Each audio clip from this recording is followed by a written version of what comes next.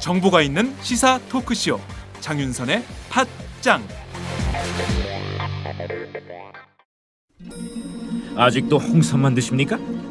홍삼만 드신 여러분 행복하십니까? 살림살이 좀 나아지셨습니까? 이제 마카 산삼을 드십시오. 마카 산삼. 잉카인들이 즐겨 먹었던 남미 페루의 산삼. 인체에 꼭 필요한 31가지 미네랄과 18종의 아미노산을 함유한 천연 종합 영양제.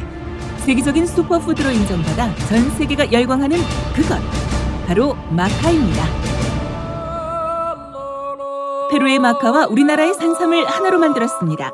마카 산삼. 이게 다가 아닙니다. 20년 경력 전문가의 자문을 받아 우리 몸에 좋은 11가지 원료까지 하나로 만든 건강 푸드 마카 산삼. 이제 홍삼 가격으로 마카 산삼 드십시오. 와, 이거 남자한테 딱이네. 딱이야. 애미야, 나한테도 딱이구나. 엄마, 나도 마카산삼. 나도. 검색창에 마카 산삼 또는 영한 네이처를 검색하세요. 영한 네이처 마카 산삼이 답입니다. 마카 산삼을 꼭 기억하세요. 우주에서 마카와 산삼을 하나로 만든 회사는 영한 네이처가 유일합니다. 유사 검색어 회사에 주의하시고 영한 네이처를 꼭 확인하세요. 안녕하세요, 박정호입니다. 어제 청와대 인근 청운 효자동 주민센터 앞에 다녀왔는데요. 그곳 길바닥에는 세월호 유가족들이 비를 맞고 앉아 있었습니다.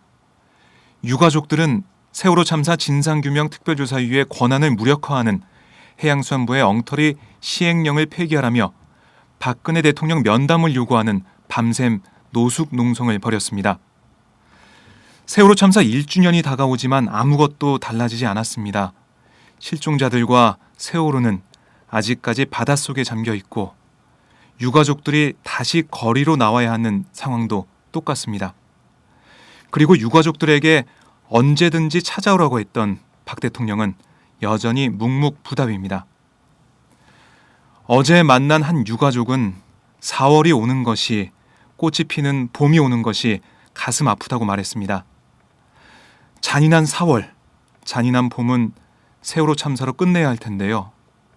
안전한 대한민국을 위한 세월호 참사의 진상 규명은 제대로 시작조차 못한 상황입니다. 박근혜 정부는 유가족들의 절규를 외면하지 말고 세월호 인양을 포함해 세월호 참사 진상 규명에 적극적으로 나서길 바랍니다.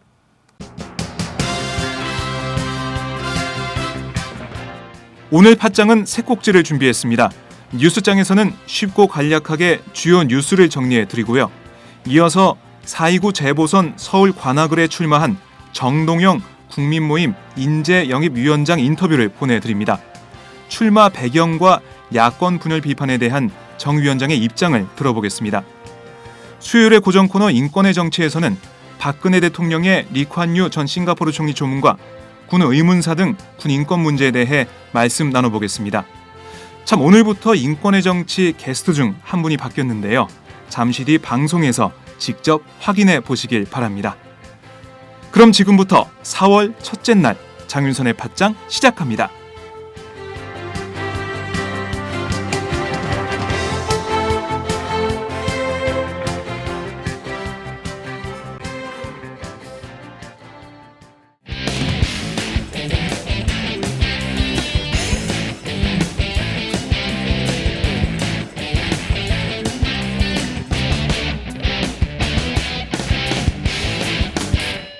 박정호의 뉴스장.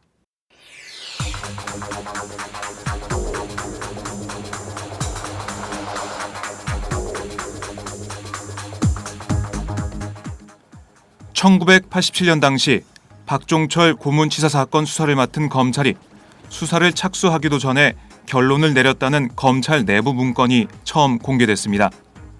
서기호 정의당 의원이 오는 7일 박상욱 대법관 후보자의 인사청문회를 앞두고 국가기록원에 보관 중인 박종철 고문치사 기록물을 열람한 결과인데요. 박상욱 후보자는 당시 수사검사였습니다. 1987년 1월 19일에 작성된 고문치사 사건 중간 보고 문건에는 구속 피의자 2명뿐 상급자 교사 방조 없음이란 내용이 포함되어 있습니다. 검찰이 박종철 사건 수사를 시작한 것은 1월 20일인데요. 검찰이 사건을 송치받기도 전에 경찰 고위층의 묵인, 가담 여부에 대해 이미 수사 결론을 내린 셈입니다. 문건에는 또 피의자 상대 수사는 사건 송치 전 치안본부에서 완결되도록 수사 지휘, 흥분된 매스컴의 보도 열기를 가라앉히는 조용한 수사 마무리라고 기록되어 있습니다. 검찰이 사건의 진상 파악보다 들끓는 국민 여론을 가라앉히는 데 주력했음을 보여주는 방증입니다. 이는 박 후보자가 그동안 수사팀 일원으로 최선을 다해 수사했을 뿐 수사 과정에 외압이 있었는지는 알지 못했다라고 한 발언과 배치됩니다. 다른 문건에는 검찰이 박종철 사건을 수사하는 과정에 지속적으로 유가족 동향을 파악하고 회유한 정황도 담겨 있습니다. 박상옥 대법관 후보자가 양심의 목소리에 귀를 기울였으면 하는 바람입니다. 박근혜 대통령은 어제 아시아인프라투자은행 참여 및 고고도 미사일 방어체계 사드 도입 논란을 두고 언론이나 이런 데서 우리가 강대국 사이에 끼었다고 아이쿠 큰일 났네 하는데 너무 그럴 필요 없다면서 우리는 의연하게 여러 가지 정보를 갖고 종합적으로 판단해서 하는 것이라고 밝힌 것으로 전해졌습니다. 박 대통령은 청와대 관저에서 특보단 수석 등과 1시간 30여 분간 오찬을 갖고 부정적으로 생각하지 말자, 우리가 뭐 되겠냐 이런 식으로 생각하지 말자, 외교도 경제도 원칙과 일관성을 갖고 해나가야 한다고 강조했습니다. 박 대통령은 지금 여러 가지로 어려운데 어려움 때문에 개혁을 안 할 수는 없는 것이니 최선을 다하자, 우리 팀이 과거를 회고할 때 부끄럽지 않게 하자고도 말했습니다. 그런데 이 자리에 참석한 정무 특보들은 아직 국회 겸직 심사도 끝나지 않은 상황인데요. 이 와중에 오찬을 한 것은 부적절하다라는 비판도 있습니다. 한편 새누리당은 오늘 국회에서 정책의원총회를 열고 사드와 관련된 당내 의견을 수렴합니다.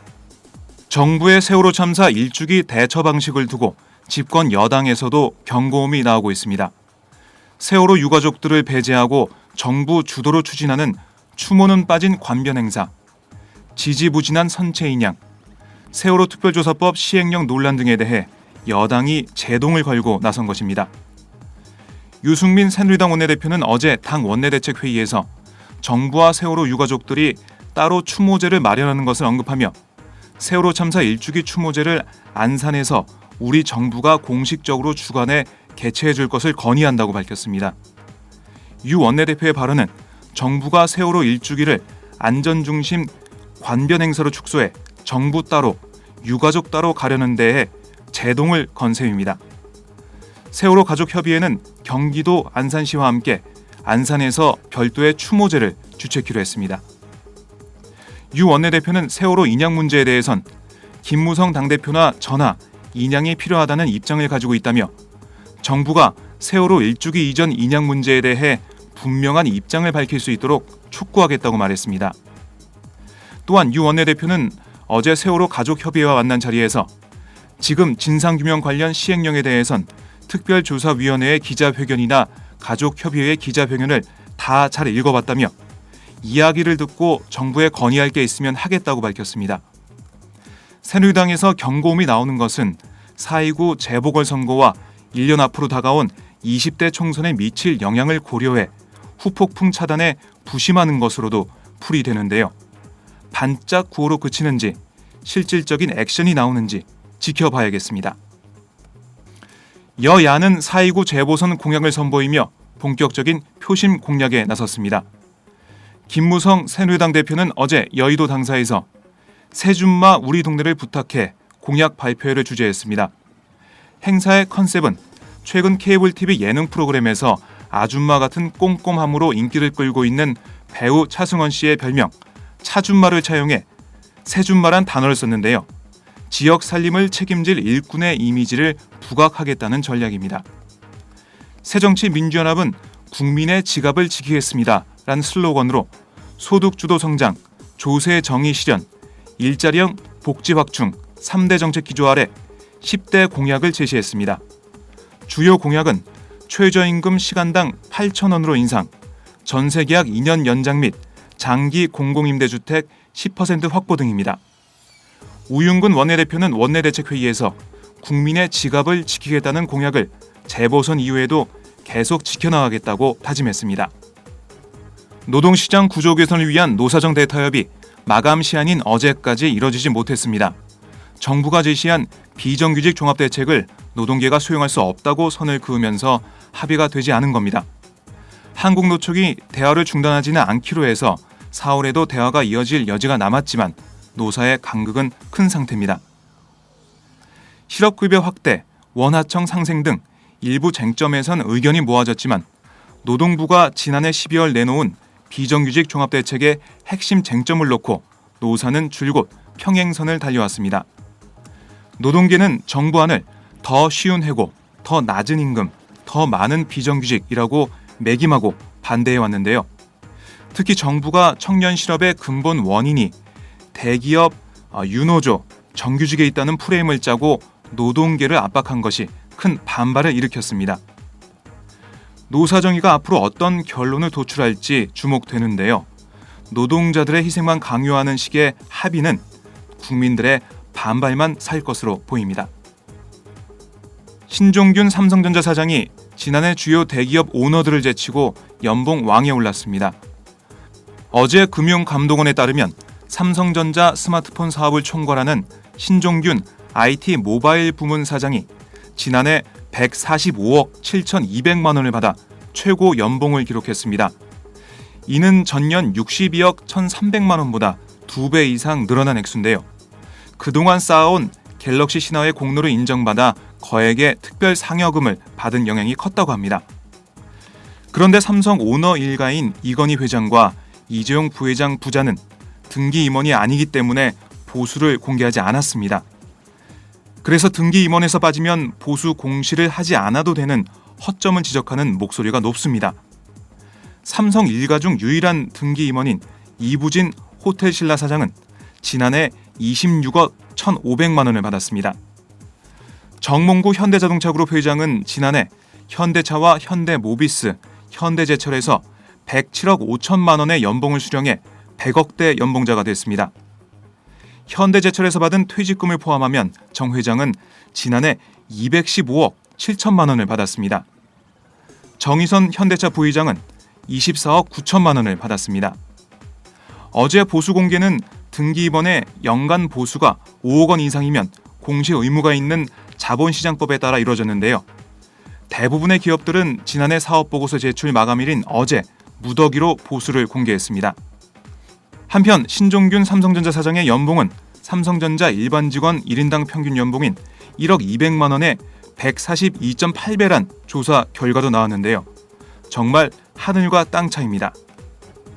오늘부터 음식점이나 PC방을 비롯해서 금연구역에서 담배를 피우다 적발되면 예외 없이 과태료 처분을 받게 됩니다. 담배를 피운 흡연자는 10만 원, 업소는 170만 원의 과태료를 물어야 하는데요. 복지부는 계도 기간을 끝내고 오늘부터 엄격하게 단속을 할 예정입니다. 흡연자 여러분과 가게 사장님들 주의하셔야겠습니다. 지금까지 박정호의 뉴스장이었습니다. 고맙습니다.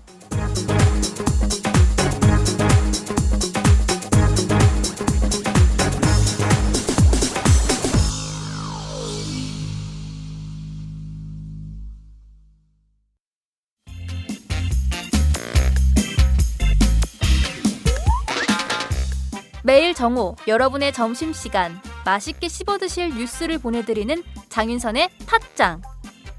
매일나 신선한 뉴스를 맛보고 싶으시다고요?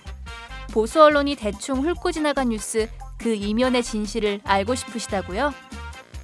그렇다면 여러분의 곁에 장윤선의 팟짱이 있습니다. 좋아요와 구독하기로 응원해주세요. 포털사이트 검색창에서 장윤선의 팟짱을 치거나 모바일 앱스토어에서 팟빵 클릭 후 장윤선의 팟짱을 들러주세요.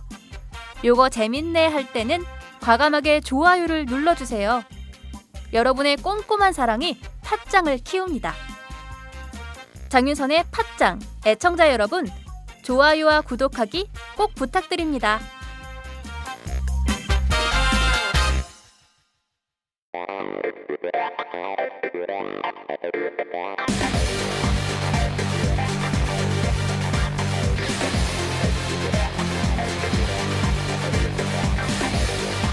정보가 있는 시사 토크쇼 장윤선의 팟짱.